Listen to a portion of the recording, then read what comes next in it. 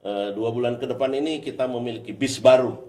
Ya, mobil pertama, masyarakat Banten ini sangat amat religius. Gimana caranya lulusan SMK ataupun SMA dan pesantren modal lainnya harus melanjutkan salah satunya ke UIN Banten ini. Ya.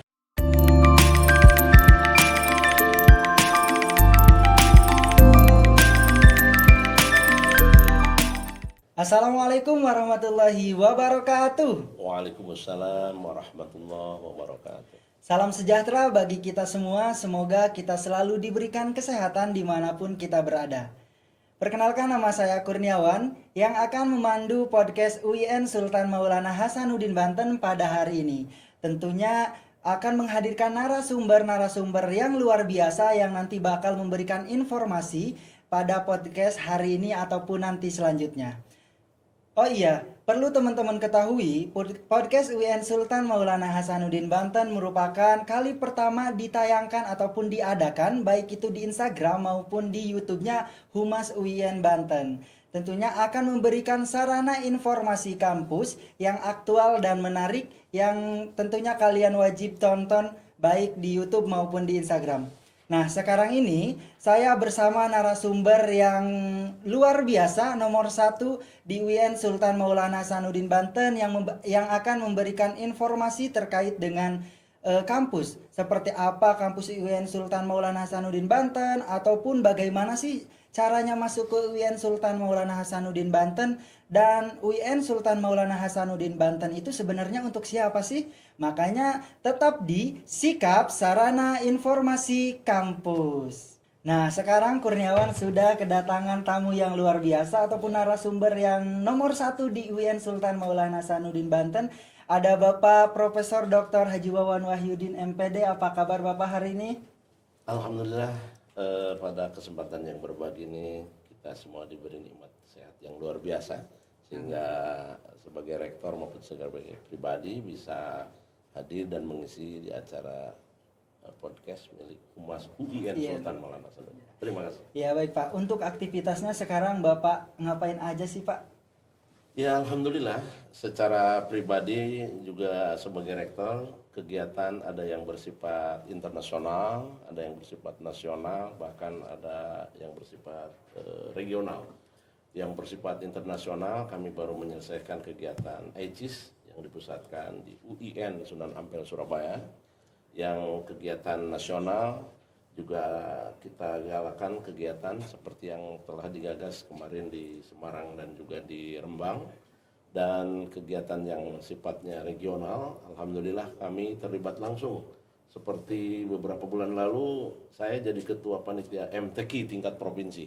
Nah, ini sangat luar biasa. Dan alhamdulillah di tengah kesibukan, beberapa hari yang lalu juga kami mendapatkan surat keputusan sebagai pengurus forum komunikasi, kerukunan umat beragama, dan juga di jajaran pembina di LPTQ tingkat Provinsi Banten. Wah, Masya Allah Pak ya, semoga Bapak selalu sehat selalu dengan kesibukan yang ada. Terima kasih. Masya Allah, luar biasa tentunya. Aktivitasnya sangat padat sekali ya teman-teman, dan kita semua doakan sekali lagi semoga Bapak Rektor kita yang tercinta ini diberikan kesehatan dan umur yang panjang dalam menjalankan aktivitasnya maupun yang lainnya. Amin. Terima kasih. Oke Pak, mungkin saya tadi di awal sudah menjelaskan ke penonton semua bahwasannya podcast pertama ataupun perdana kali ini akan membahas terkait dengan ataupun seputar UIN Sultan Maulana Hasanuddin Banten. Entah itu mungkin latar belakang ataupun problematika dan lain-lainnya, nanti kita akan bahas tuntas di podcast pertama kali ini Pak. Baik. Mungkin langsung aja kali Pak ya. Baik, kita akan memberikan pertanyaan ataupun pertanyaan ke Bapak Rektor terkait dengan latar belakang UIN Sultan Maulana Hasanuddin Banten dibentuk itu seperti apa Pak dulunya? Baik, terima kasih. Sebelum menjawab itu, saya secara pribadi, apalagi sebagai rektor, menyampaikan terlebih dahulu apresiasi ya kepada Humas UIN Sultan Maulana Hasanuddin Banten yang telah berinisiasi dan berinovasi, dan ini penting di era 5.0 ini untuk komunikasi, sebab tidak semua bisa dijangkau dengan tatap muka, tapi juga kita manfaatkan Instagram, podcast, WhatsApp, dan lain sebagainya. Hal ini sangat bermanfaat tentunya ya untuk mensosialisasikan program apa, kegiatan apa, serta sedang akan dihadapi apa oleh UIN itu sendiri. Baik, Masya Allah, apresiasi luar biasa untuk UIN, Humas UIN Sultan Maulana Hasanuddin Pak ya, Baik, baik, karena telah menjalankan program podcast ini, semoga kedepannya lancar baik, dan baik. memberikan informasi yang aktual Ya, tentunya nanti. ya adapun tadi pertanyaan tadi ya Iya, tentang latar belakang betul. UIN.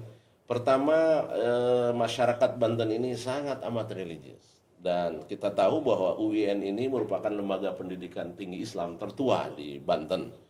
Dan karena dilatar belakangi oleh masyarakat Banten yang sangat religius, bahkan salah satu ulama yang terus kita jadikan distingsi ya untuk kurikulum kita ke depan, fikih moderat. Nah, ini bercermin kepada Syekh Nawawi Al-Bantani.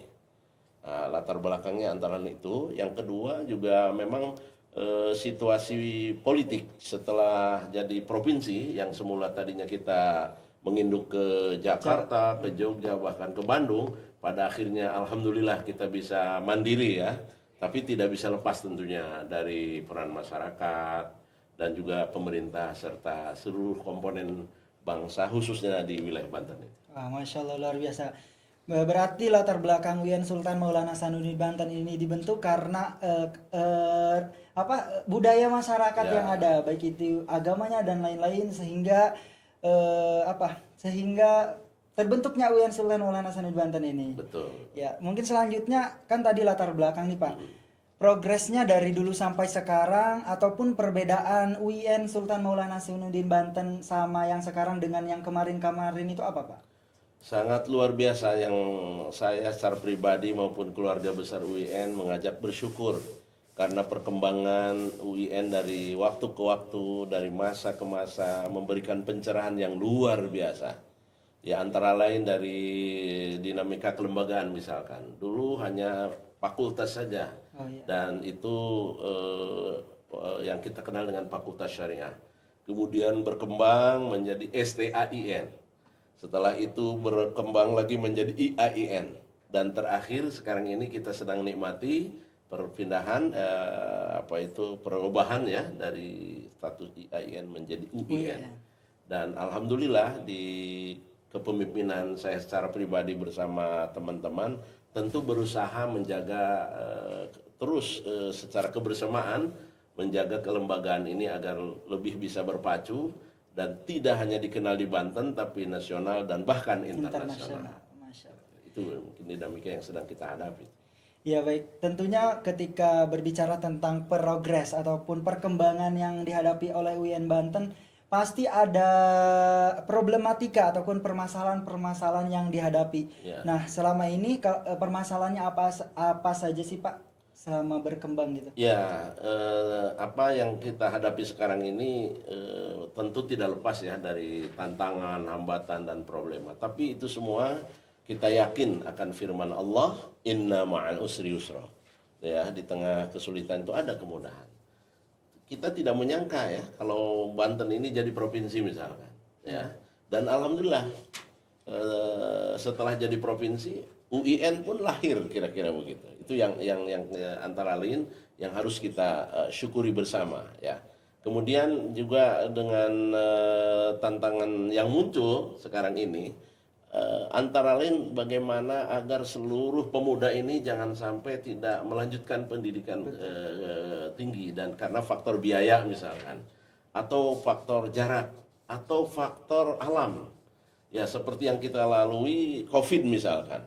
Itu terpaksa kita harus adaptasi dengan apa yang disebut dengan pembelajaran daring.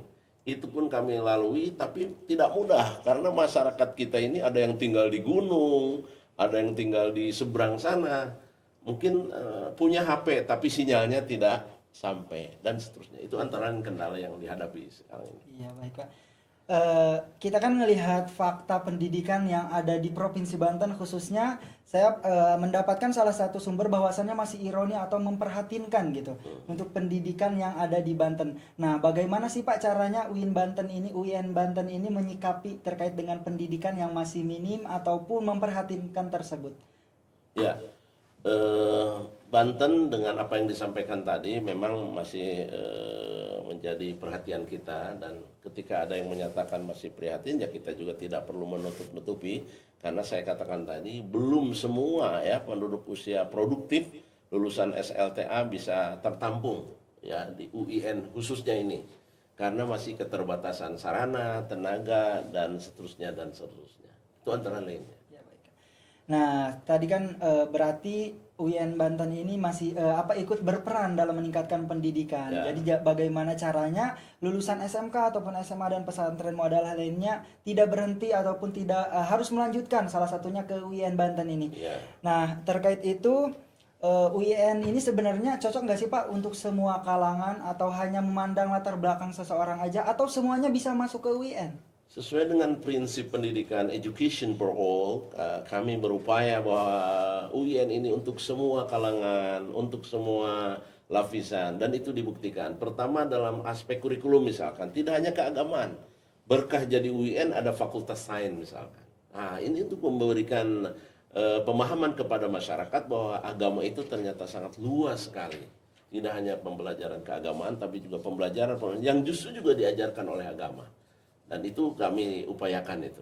Kemudian juga untuk supaya bisa nembus ke berbagai lapisan, kita juga kerjasama ya dengan berbagai stakeholder, baik pemerintah provinsi, seperti dengan Diknasnya atau Kementerian Agamanya, maupun tingkat nasional, bahkan dengan tingkat internasional.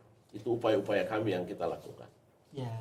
Baik, berarti teman-teman semua UIN Banten ini cocok untuk semua kalangan. Jadi siapa aja yang ingin masuk ke UIN Sultan Maulana Hasanuddin Banten tidak perlu takut dengan latar belakang kita. Misalkan kita miskin ataupun kaya. Karena pada dasarnya menurut saya Pak, rezeki itu tidak memandang latar belakang gitu. Jadi latar belakang kita mau dari mana, kalau misalkan kita ada usaha untuk masuk ke UIN, pasti masuk ya Pak ya? Insya Allah, yang penting kerja kerasnya kita imbangi bersama dan ikhtiar. Antara lain kami upayakan misalkan di beasiswa pemerintah kota, contoh Cilegon, itu memberikan perhatian yang luar biasa dari baik Basnasnya maupun APBD-nya, kira-kira begitu. Kemudian dari Basnas ya provinsi, kemudian juga dari BI, ya, kemudian juga Kartu Indonesia Pintar. Ya, itu antara lain kita coba gali, kolaborasikan sehingga jangan sampai ada terhambat hanya karena pembiayaan. Betul. Jadi jangan khawatir terkait kalau misalnya kita mau masuk ke UIN Banten pasti ada beasiswa salah satunya tadi ada dari Basnas, ada dari KIP apa ya, kemudian dari BI dan lain-lain. Pokoknya setelah masuk ke UIN Banten ini tentunya teman-teman pasti bakalan ada informasi terkait dengan beasiswa ya Pak. Bahkan kalau saja mahasiswa ini kreatif ya, ada mahasiswa kita yang luar biasa menjadi pendamping halal. Itu sudah menghasilkan dan meringankan beban orang tua. Kayak itu saya bukan melarang demo atau apa, tapi silahkan cari apa inovasi-inovasi yang bisa membahagiakan orang tuanya, masyarakatnya, bahkan lembaganya. Masya Allah, luar biasa. Ada juga beasiswa tahfiz ya Pak yang nanti bakalan diberikan kalau misalkan ada mahasiswanya yang udah tahfiz ataupun hafal tamat juz 30 dan lain-lain. Ada beasiswanya nggak Pak itu? Sebetulnya program apapun itu asal masuk 3 jalur yang ditempuh, kami juga ingin mencarikan jalan keluar tapi tidak keluar jalan. Ya. Di SPAN misalkan, itu jangankan yang tahfidz Al-Quran ya, hal lain juga ada yang tercover di sana. Kemudian jalur UMPTKIN ya, dan jalur PCMB tentu kita akan terus kita tingkatkan, walaupun mungkin ke belakang presentasinya masih belum kelihatan, tapi kami terus berikhtiar. Tidak hanya itu, lebih dari itu bahkan kita kembangkan ya dengan UKM bernama UPTQ ya, apa namanya ya? UPTQ itu unit pengembangan tilawatil Quran, sehingga memungkinkan juga Humas memberitakan ini, dan UPTQ cukup besar jasanya bersama dosen-dosen yang ada di ini dan bahkan dengan ma'hadnya. Nah, ya, jadi kami tidak hanya berbicara tentang biaya tapi bagaimana mereka integritasnya terpertahankan, kemudian murojaah yang pernah dihafalkan selama di pesantren atau sebelumnya juga bisa dikembangkan. Masya Allah, luar biasa. Tentunya kalau kita memiliki kemampuan atau bakat yang mumpuni, kita harus komunikasi yang baik, koordinasi baik itu sama UKM dan lain-lain. Bahkan gini ya. LPM sedang punya program pembibitan untuk bisa studi ke luar negeri, dan itu diambil dari fakultas-fakultas tentu dengan prestasi akademik yang bagus, dan itu saya resmikan kemarin. Ya, alhamdulillah. Masya Allah, luar biasa. Jangan ragu, jangan bimbang Ya. masuk ke UIN Banten ya Pak. Nah, cara masuknya seperti apa nih Pak? Ada berapa jalur di UIN Banten ini?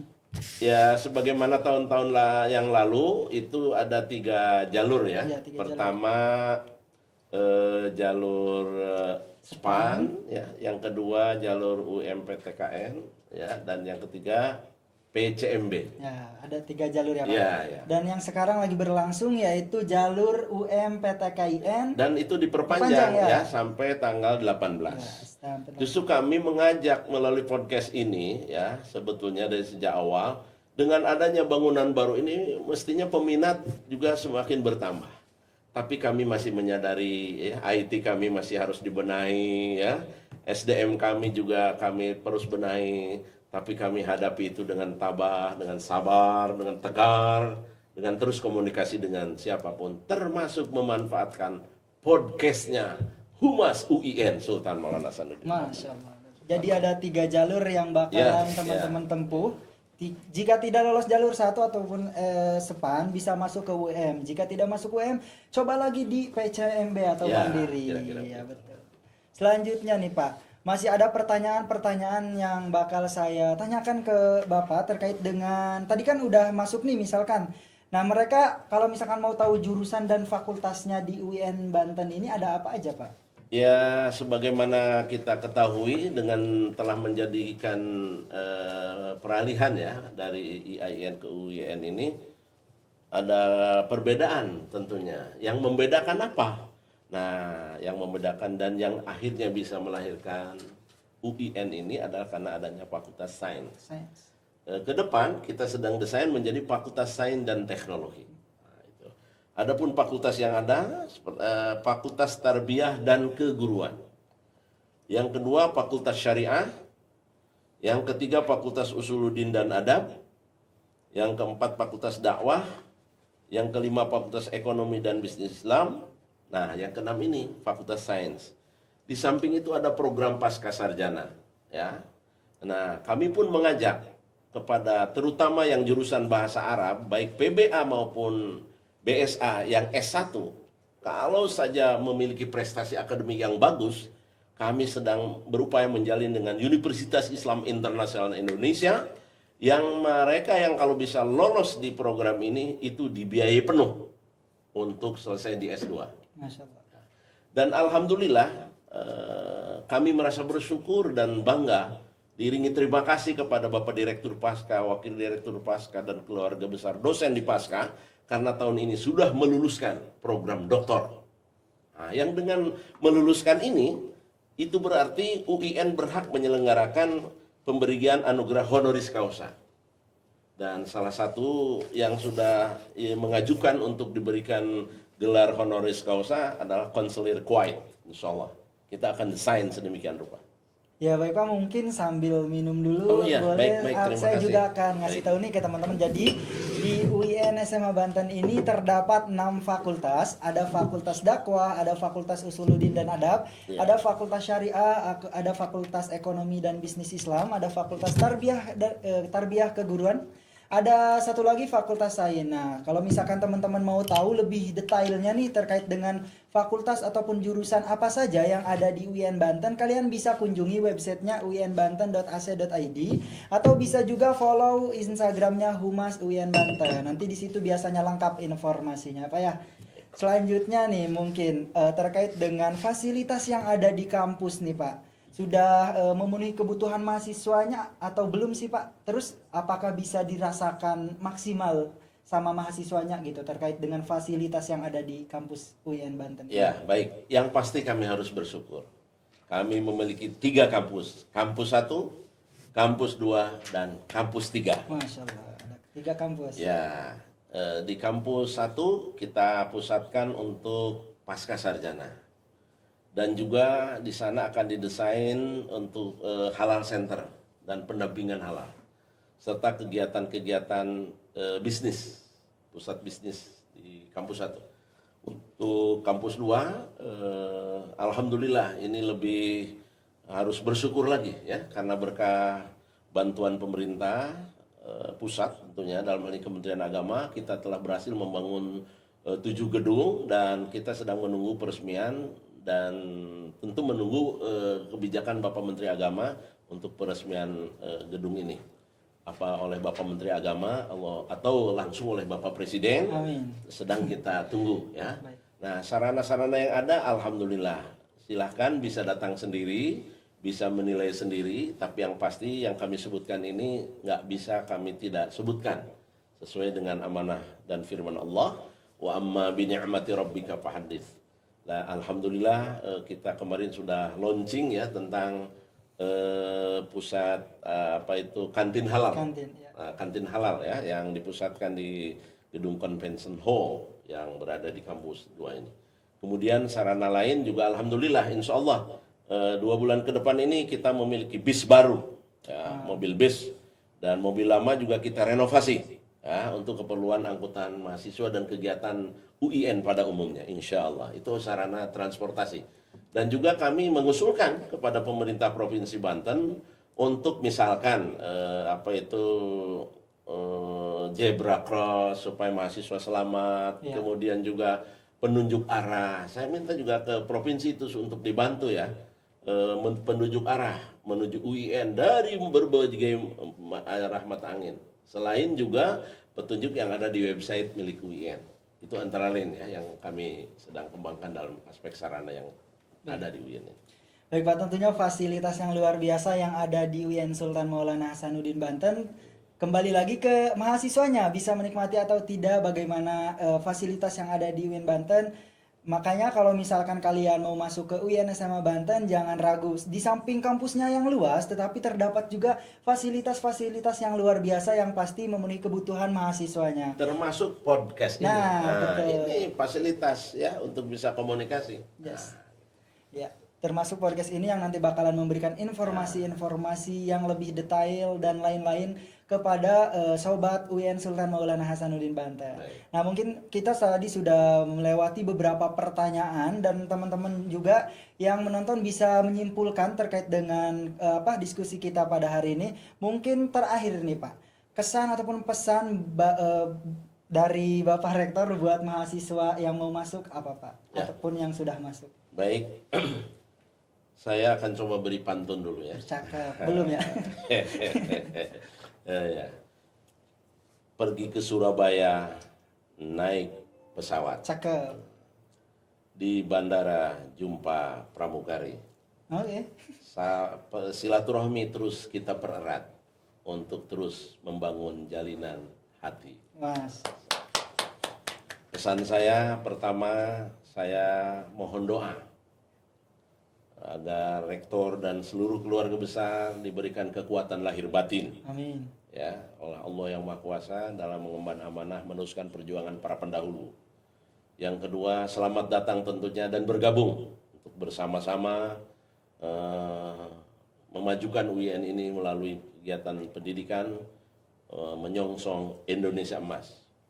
Dan yang ketiga, saya mengajak kepada generasi muda, jangan buang-buang waktu untuk hal-hal yang tidak perlu.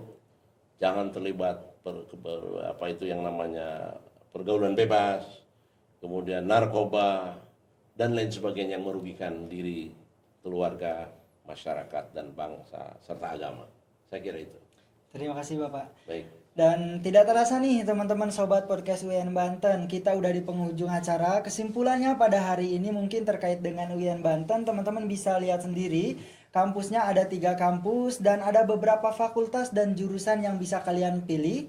Kalau misalkan mau lebih detail, saya kembali lagi bisa hubungi ataupun cek di Instagramnya Humas UIN Banten ataupun YouTube Humas UIN Banten dan websitenya di uinbanten.ac.id yang bisa kalian kunjungi. Jangan ragu, jangan bimbang, jangan lupa masuk ke UIN SMA Banten. Terima kasih banyak Pak Sama-sama. Rektor, semoga Sama-sama. sehat selalu, lancar Amin, selalu amin. aktivitasnya dan rezekinya juga. Pokoknya mah terima kasih banyak udah hadir pada podcast perdana kita hari ini. Baik. Dan sampai jumpa di podcast selanjutnya. Wassalamualaikum warahmatullahi wabarakatuh. Waalaikumsalam.